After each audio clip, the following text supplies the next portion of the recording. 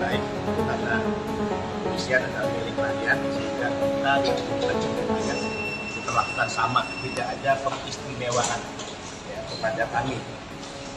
Yang kedua, laporan ini nanti akan kita perkuat dengan bukti-bukti lain yang tentu kita memiliki itu, dan kita akan mengumpulkan bukti video yang rekaman.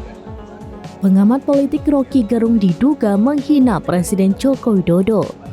Pernyataan Roky Gerung yang diduga menghina Jokowi itu viral di media sosial. Roky Gerung telah dilaporkan sejumlah kelompok relawan Jokowi terkait kasus dugaan penghinaan ke Barreskrim Polri. Relawan tersebut berasal dari berbagai organisasi seperti Barikade 98, Barajp, dan Poreder. Ketua Umum Barikade 98 Beni mengatakan dugaan penghinaan kepada Jokowi itu dilakukan Roky Gerung saat menjadi pembicara dalam suatu acara. Menurutnya, baik Roky Gerung atau siapapun tak berhak menghina nama baik presiden yang telah dipilih melalui jalur demokrasi. PDIP mengutuk keras pernyataan Roky Gerung yang diduga menyerang martabat dan kehormatan Presiden Jokowi sebagai kepala negara, kepala pemerintahan, dan sebagai seorang warga negara Indonesia.